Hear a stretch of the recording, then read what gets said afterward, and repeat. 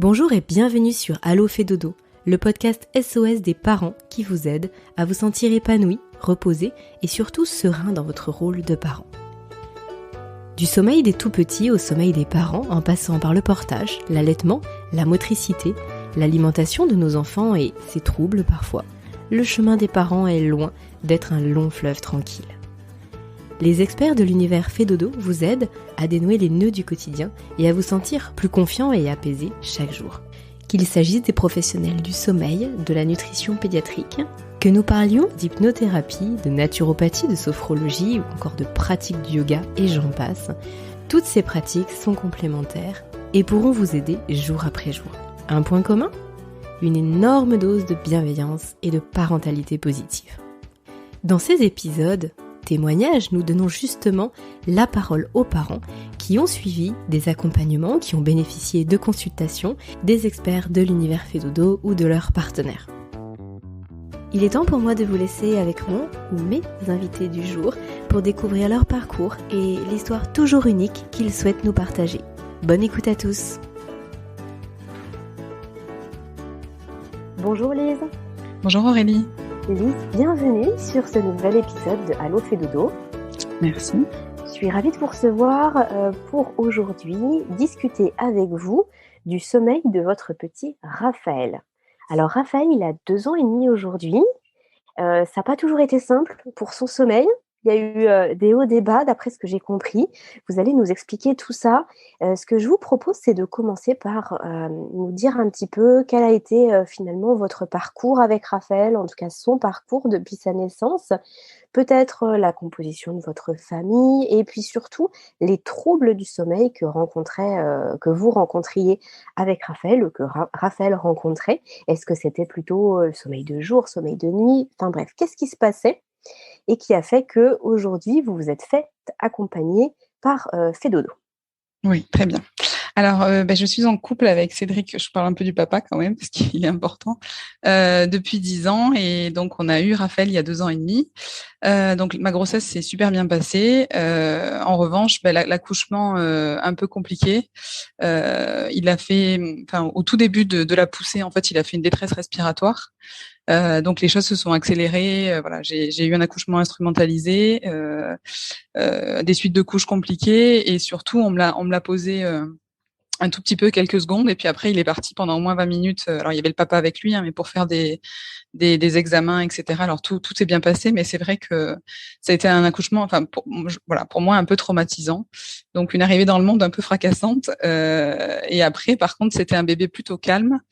Le personnel médical nous a quand même beaucoup rassurés en nous disant qu'il y avait aucune séquelle et que ça n'avait pas du tout joué ni sur son caractère ni sur rien. Donc voilà, ça a été compliqué l'accouchement en soi, mais ensuite ça s'est bien passé. Donc c'est notre premier enfant. On attend le deuxième là, donc qui est prévu pendant quelques mois.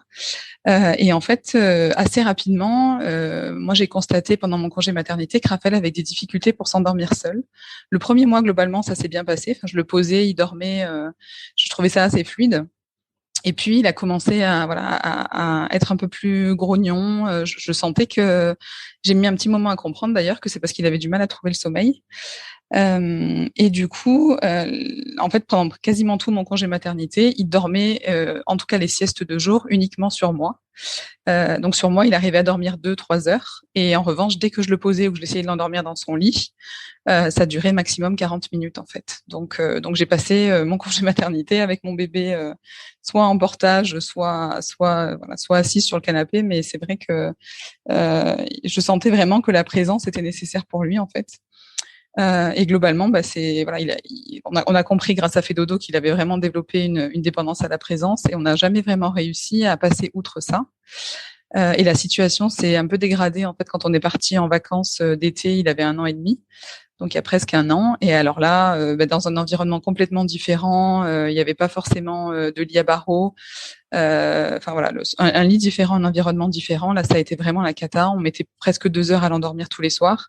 Il fallait que à la fois son papa et à la fois moi soyons couchés à côté de lui pour qu'il accepte de s'endormir finalement. Beaucoup de réveils toutes les nuits, les siestes très compliquées. Enfin, on est même rentré de congé avant la date prévue parce qu'on était épuisés et qu'il fallait qu'on retrouve un peu d'énergie avant de reprendre le travail. Et du coup, là, pendant cette première année, Lise, comment ça s'est passé au niveau du mode de garde? Parce que si vous avez repris le travail, Oui. j'imagine que vous le faisiez garder. Comment ça se passait pour les siestes? Eh ben paradoxalement, ça se passait plutôt bien. La nounou, alors bon, on a su après coup que elle l'avait un peu laissé pleurer, que, enfin voilà, ce qu'elle nous a pas forcément dit sur le coup, mais en fait, il arrivait chez elle à dormir, à s'endormir seul, et globalement, il faisait des bonnes siestes de 2 heures, 2 heures et demie. Alors qu'avec nous, pour le coup, les siestes de jour, très rapidement, ça a été impossible, enfin très compliqué. Et on se disait même qu'il en avait plus besoin en fait, parce que on n'arrivait vraiment plus à l'endormir du tout, quoi. Mais paradoxalement, chez la nounou, ça se passait très très bien. C'est aussi ce qui nous a mis un peu la puce à l'oreille, et on s'est dit que le problème venait peut-être de nous, enfin entre guillemets, que voilà, on avait peut-être développé des choses qui rendaient son endormissement compliqué. En fait, c'est dans un cadre différent, ça se passait très bien. Effectivement, vous aviez constaté qu'il avait besoin de cette présence pour l'endormissement. Là, ça se passait plutôt bien, en tout cas d'après ce que vous en saviez chez la nounou pour les siestes. Est-ce qu'il y a autre chose qui vous a alerté? Est-ce que, par exemple, vous le sentiez, lui, fatigué? Est-ce que vous étiez très fatigué finalement? Dans quel état d'esprit et peut-être état de santé vous étiez? Parce que là, vous nous parliez de grosse fatigue au retour des vacances. Oui. Est-ce qu'il y a d'autres points qui vous ont alerté et qui ont fait que vous vous êtes dit: «Il faut vraiment qu'on se fasse aider là, les mois passent et ça ne s'améliore pas finalement»? Alors, de son côté à lui, c'était surtout, bon voilà, que le sommeil était difficile à venir. Donc souvent, on arrivait à l'endormir, mais au bout d'une demi-heure et autour de 22 heures. Donc quand on discutait avec les gens autour de nous, on avait l'impression que c'était quand même vraiment très tard par rapport à son âge. Les siestes, voilà, petit à petit, ça s'est quand même dégradé jusqu'à ne plus faire de sieste du tout. Après, sur son comportement, alors c'est un petit garçon qui est très dynamique. Mais on a remarqué aussi que il devenait, alors il n'est pas du tout grognon, il fait pas de colère, hein, par rapport à d'autres enfants qu'on peut voir quand ils sont épuisés, qui partent en pleurs et qui sont vraiment très énervés. Lui, il reste assez zen, mais en revanche, on avait l'impression qu'il était surexcité. Et encore moins canalisable que d'habitude. Alors c'était plutôt un surcroît d'activité que des colères. Donc ça, c'était plutôt pour la partie donc de Raphaël. On avait vraiment l'impression, voilà, que les nuits se réduisaient, les siestes disparaissaient, et en plus que son comportement devenait un peu plus difficile à gérer pour nous. De notre côté à nous, c'était très compliqué parce qu'il y avait en plus ce problème d'endormissement, des réveils toutes les nuits, parce qu'il n'arrivait pas à se rendormir seul. Donc forcément, il nous appelait, donc 2-3 réveils toutes les nuits pendant 2 ans. Hein. Et nous, donc grosse fatigue, et en plus voilà, on n'avait plus de soirée, en fait plus beaucoup de temps pour nous, parce que entre 21h et 22h, on luttait un peu pour essayer de l'endormir, et on ressortait de la chambre, on n'avait plus qu'une envie, c'était d'aller nous se coucher en fait. Donc on avait perdu un équilibre, et ça devenait compliqué en fait pour nous, et c'est surtout ça en fait qui a fait le déclic. Quand je suis tombée enceinte aussi, on s'est dit qu'on allait avoir du mal à gérer 2 enfants qui dormaient mal. Bien sûr. Vous l'allaitiez au biberon ou au sein? Je l'ai allaité pendant 3 mois, et ensuite on est passé sur des biberons. Du coup, là, Lise, quel âge a Raphaël à ce moment-là? Au moment où on décide, où en fait on prend conscience que Oui. on va pas y arriver et qu'on sait Voilà, plus par où prendre les choses, il a 2 ans. il a 2 ans. Voilà, et c'est à ce moment-là que, en cherchant un peu, je fais la connaissance en fait de la méthode Fedodo grâce au blog de Natacha Ecovert. Et voilà, et après on prend quelques temps pour réfléchir et se décider, et voilà, essayer de résoudre cette situation. Quand vous parlez de vos recherches sur le sujet, donc c'était sur le sommeil des bébés, j'imagine. Oui. Vous aviez fait quoi? Vous aviez lu des articles de blog? Vous aviez été sur les réseaux? Vous avez peut-être lu des livres? Parce qu'il y a des méthodes, je mets des guillemets, des méthodes diverses et variées qu'on peut aussi trouver en livre. Finalement, qu'est-ce que vous aviez lu? Alors, on n'a pas vraiment cherché sur Internet. En fait, par contre, on en a beaucoup parlé. On est allé voir un ostéo, on est allé voir un homéopathe, on est allé voir un kiné.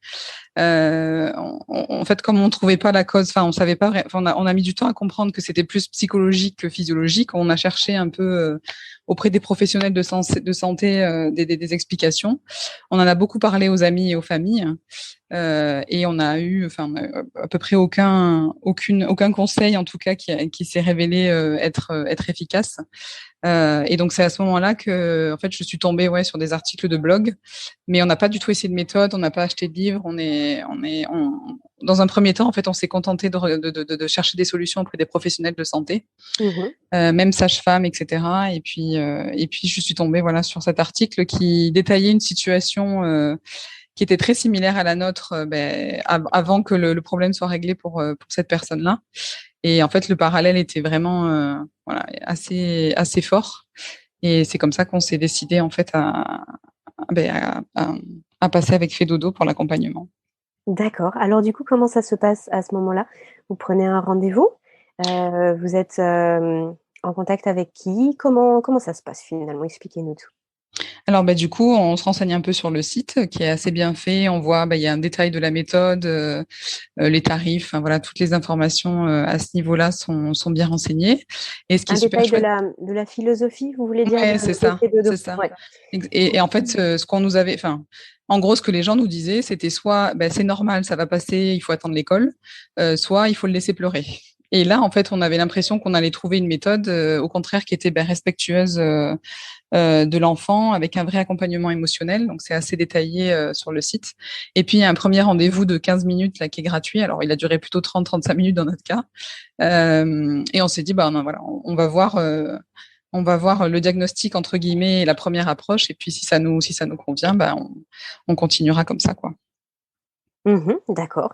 Donc j'imagine que du coup ça vous a convaincu. Oui, absolument. Cet entretien, ça vous a probablement rassuré aussi parce que malgré tout, on investit aussi, alors bien sûr il y a un budget qu'on investit, mais il y a aussi, on sait qu'on va investir quelque chose d'émotionnel. Ça touche, au sommeil de notre enfant, à la famille, à nos habitudes. Donc c'est vrai qu'il faut être rassuré. Est-ce qu'il y a quelque chose qui vous a vraiment marqué, quelque chose qui vous a, rassuré et qui a fait que vous vous êtes dit: «Non, ça c'est vraiment pour moi»? Je pense que c'était un tout, en fait. Nous, on cherchait. Moi, je suis incapable de le laisser pleurer. Ça me vraiment émotionnellement, c'est trop compliqué à gérer. Donc voilà. Donc cette partie-là de l'accompagnement émotionnel, du fait que gérer les émotions, aider à gérer la colère, c'était pour moi quelque chose de très rassurant.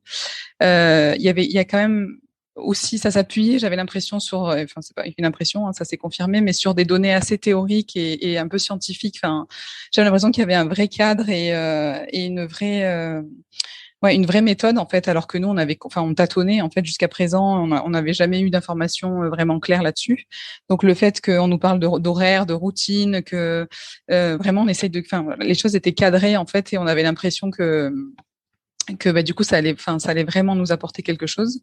On nous a dit tout de suite aussi que ça allait pas être facile. J'ai trouvé que le dialogue était vraiment transparent, honnête et c'était vraiment basé sur la cohérence et la bienveillance. Donc c'est vraiment un tout en fait qui nous a rassurés. Ça a résonné en nous, hein, disons. Et il y a vraiment beaucoup de choses qui nous ont parlé ou qui nous ont fait un déclic. Et du coup voilà, c'est la globalité de l'approche qui vraiment nous a convenu, quoi.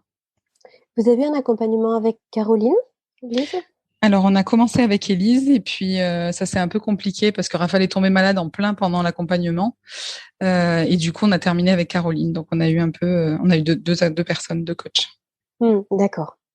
Parlez-nous de l'accompagnement. Combien de temps a duré l'accompagnement et comment ça s'est passé? Le déroulé. Est-ce que vous pouvez nous expliquer le déroulé? Oui, bien sûr. Alors pour nous, ça a duré à peu près 1 mois et demi.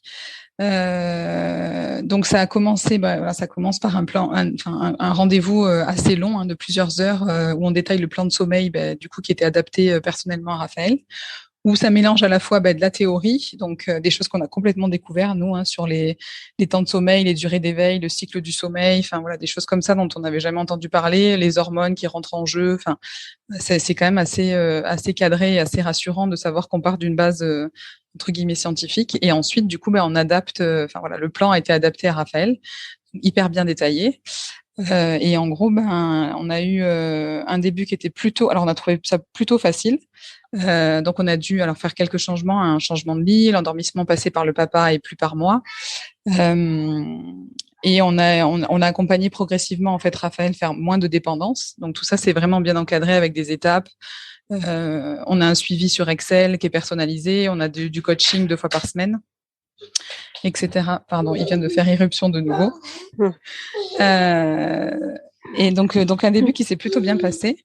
Et puis progressivement, ça c'est devenu de plus en plus difficile. Ça s'est durci. Progressivement, ça s'est durci. En fait, c'est comme s'il avait intégré qu'on allait vraiment changer en profondeur ses habitudes et du coup, il s'est un peu révolté. Donc, il y a eu pas mal de colère, etc. Et cas particulier pour nous, en fait, ça s'est complexifié au bout de 3 semaines parce qu'il est tombé malade. Il a fait une infection pulmonaire, donc un peu grave. Et le temps qu'on ait le diagnostic et que les antibiotiques fassent effet, il s'est passé 4-5 jours. Pour le coup, on est revenu complètement en arrière parce qu'il s'étouffait en dormant, etc. Donc, j'ai dû dormir avec lui. Et alors ça a été, Élise nous avait prévenu qu'il fallait vraiment rester hyper cohérent et qu'il n'y ait pas de retour en arrière, que ce serait vraiment incompréhensible pour Raphaël. Et là, on a eu l'illustration, malheureusement, repartir après sur la méthode qui avait été mise en place au début a été très compliqué. Et bon, après finalement, avec toujours de la patience et de l'accompagnement, ça s'est résolu petit à petit. Et on a constaté de plus en plus des nuits complètes. Les siestes, le sommeil de jour a été un peu plus compliqué à se rétablir. Mais à partir d'un mois, en fait, on a constaté de vrais progrès. Et là du coup, émotionnellement pour nous, c'était aussi plus facile à gérer.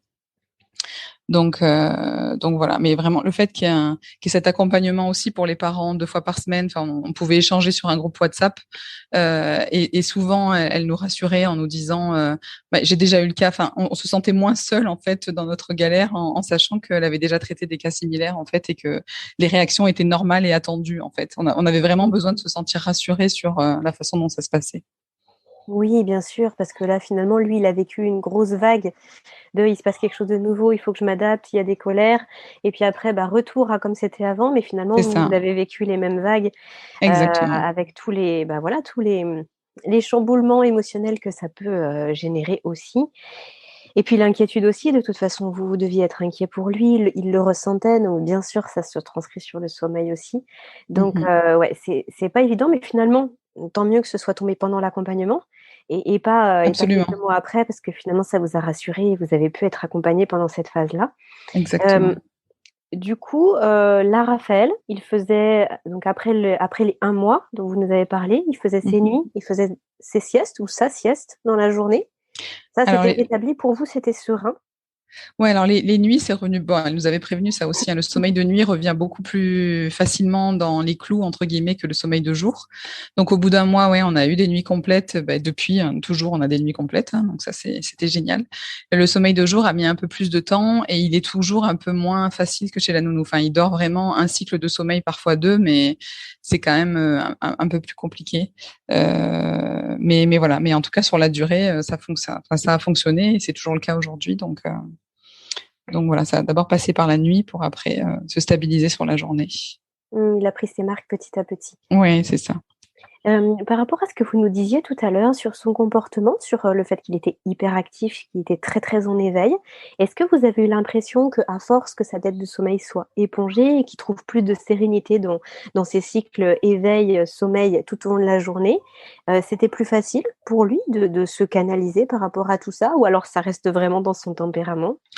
Alors, on s'était dit que ça allait vraiment l'apaiser beaucoup. On constate quand même qu'il y a plus ces périodes de surexcitation où, quand on était au parc ou peu importe, il courait dans tous les sens. On voyait qu'il n'arrivait pas à canaliser son énergie. Là, c'est quand même beaucoup plus apaisé et plus serein. Après, ça reste un petit garçon qui est hyper dynamique. Donc voilà, en termes de comportement, on a quand même vu entre guillemets, une amélioration. Enfin, en tout cas, voilà, il y a moins de surexcitation et de montée en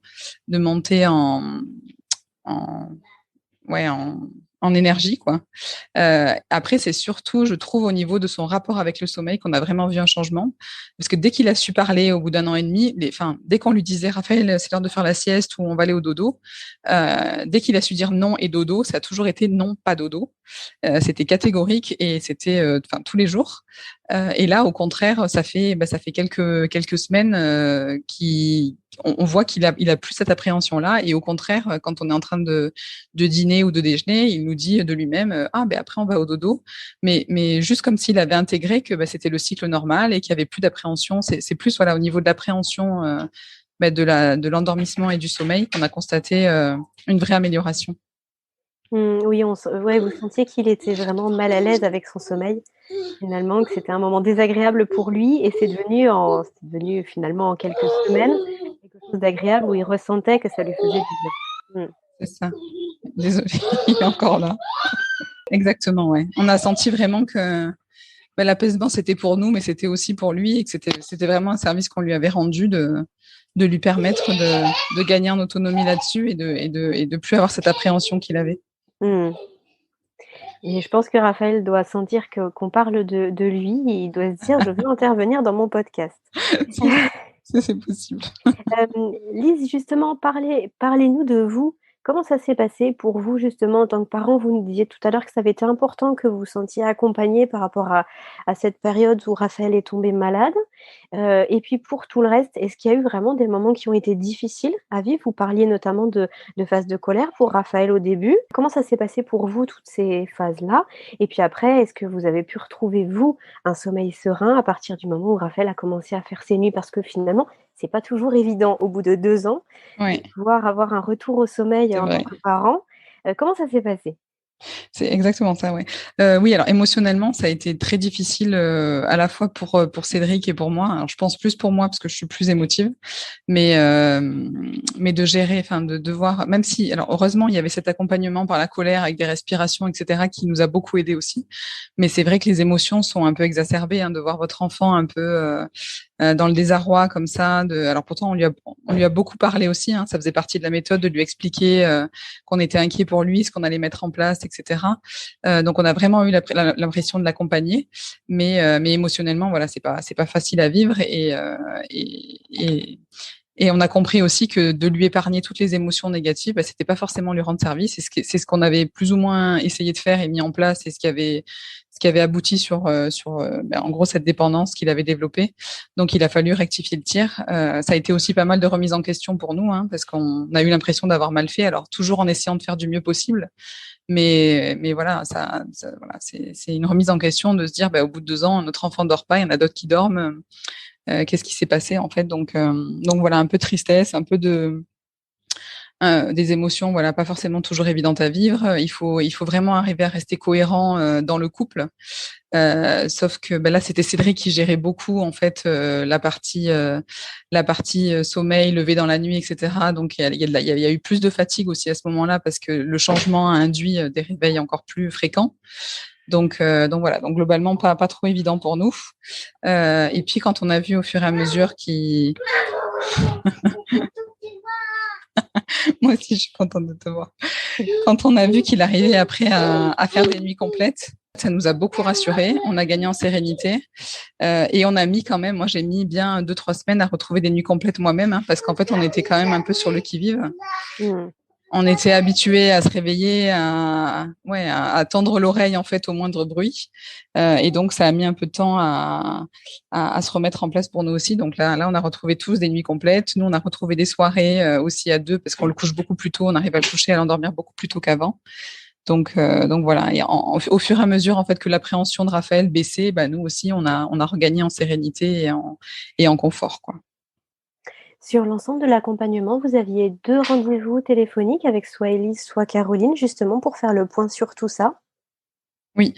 Ouais, on avait alors au début, ça c'est pas qu'au début, je veux dire, de l'accompagnement, ça a duré tout au long de l'accompagnement avec, le suivi dont vous nous parliez là sur Excel, donc une sorte d'agenda du sommeil pour Raphaël. C'est ça. Ça a duré pendant le mois et demi finalement. Oui, c'est ça. En fait, tous les jours, on remplissait le suivi pour savoir les horaires de coucher, de lever et les réveils dans la nuit. Et puis, on avait 2 fois par semaine tout au long du coaching qui a duré pour nous 1 mois et demi, un échange en fait téléphonique. Ça aussi, c'est super important pour pouvoir échanger sur les doutes, sur elles sont toujours hyper rassurantes.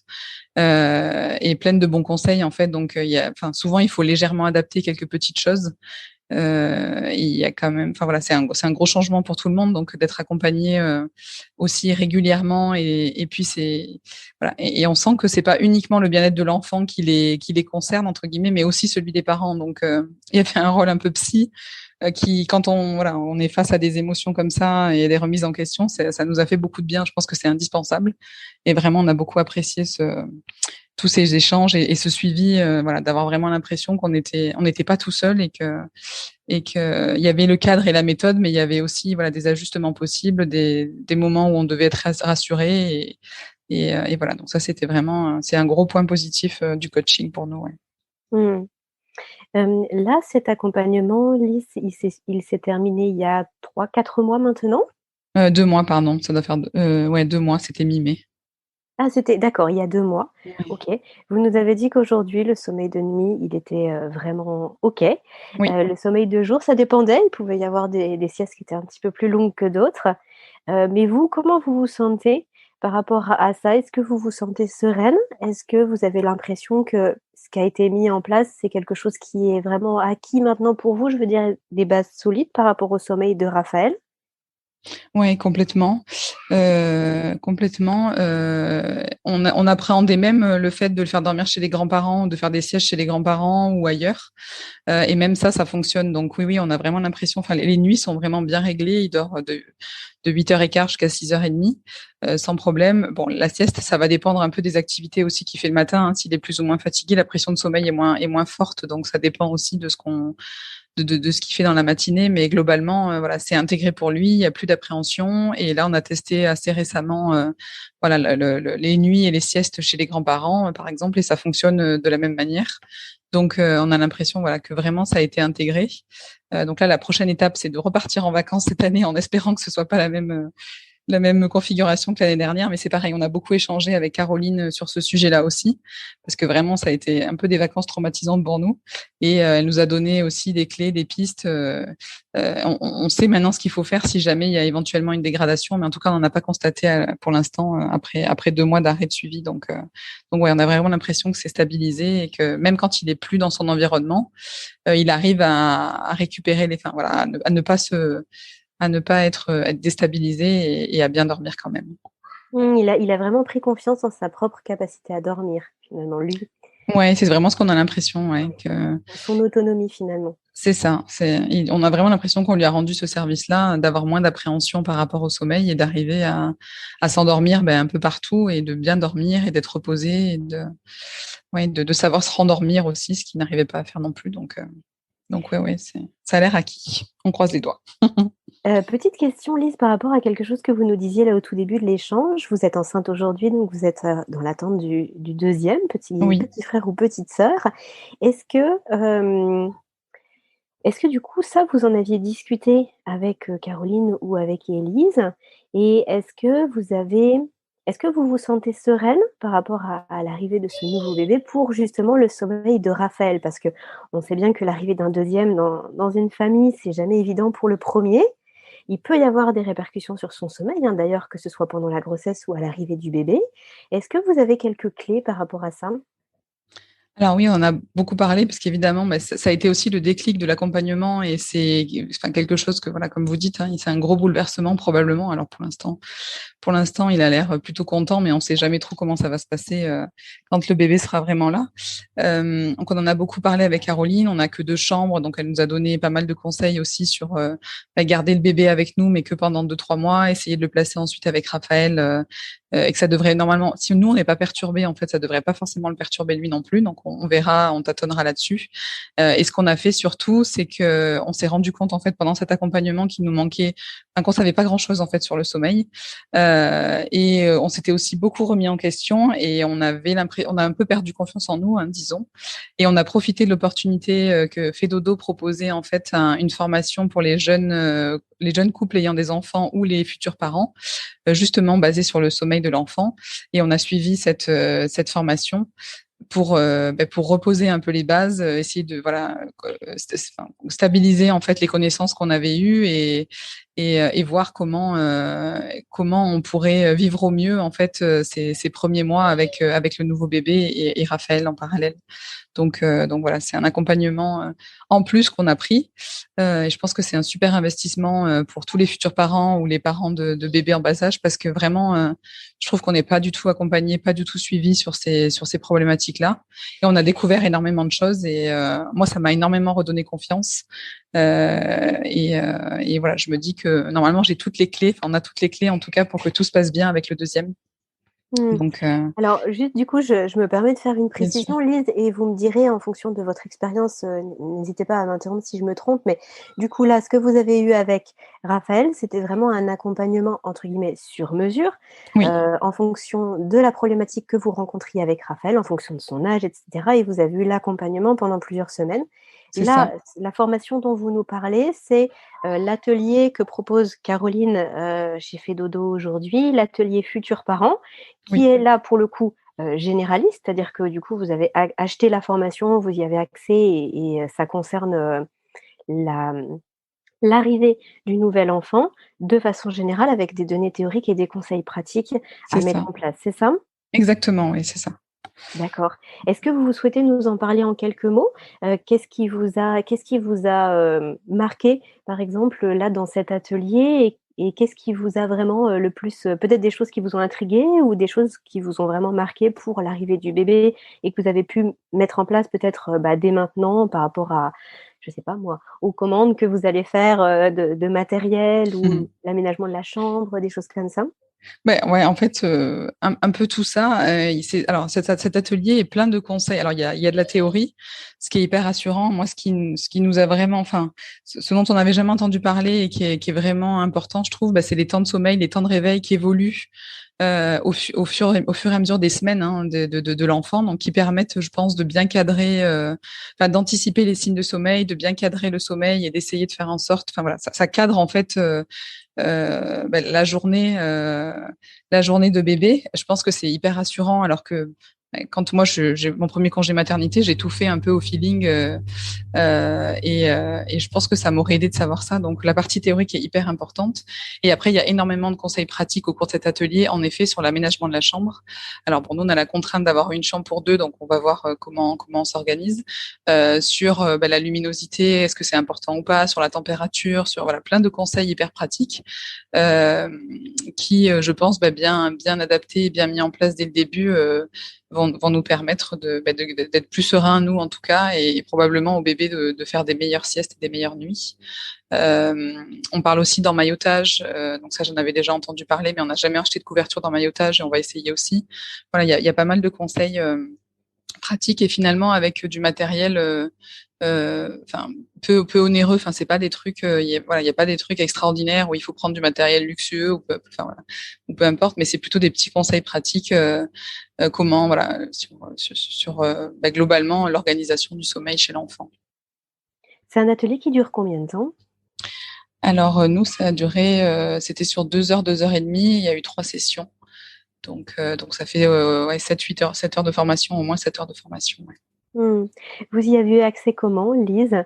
C'est quelque chose que vous avez acheté en ligne sur le site? Quelque chose que vous avez, sollicité auprès de Caroline? Vous l'avez vu, sur les réseaux, la vente Oui, de cet atelier-là?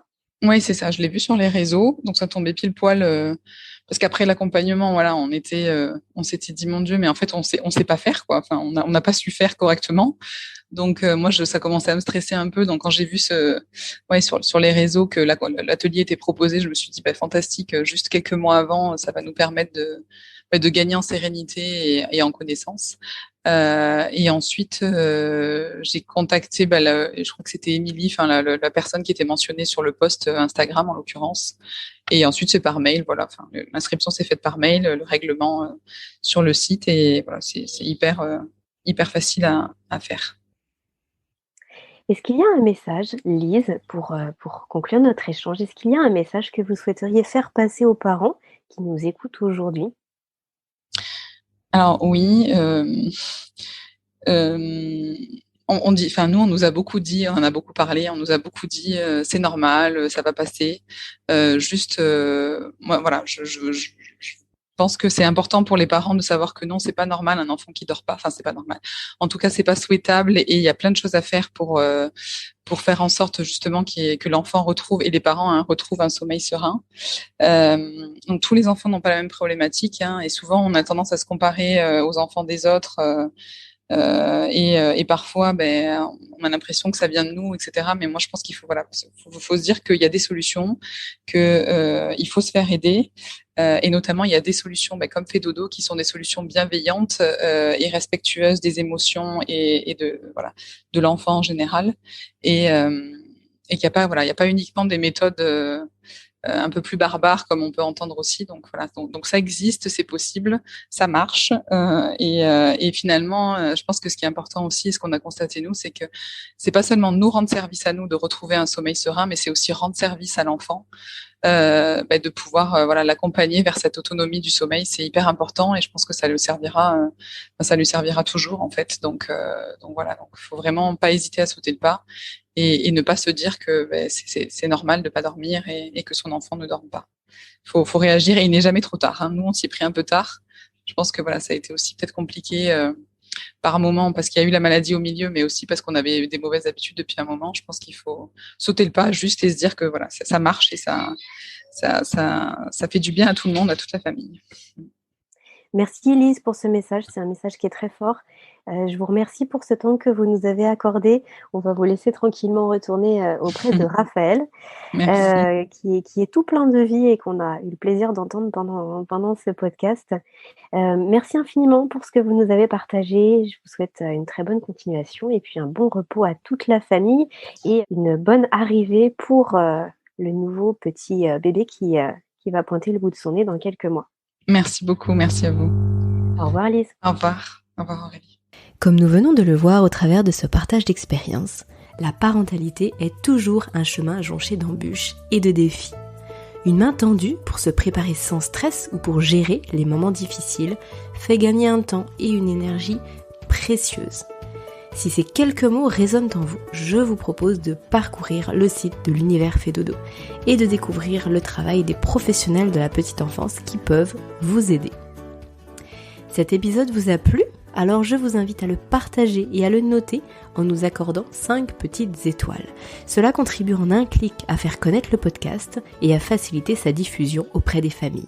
Alors merci d'avance et à très vite sur Allo Fait Dodo.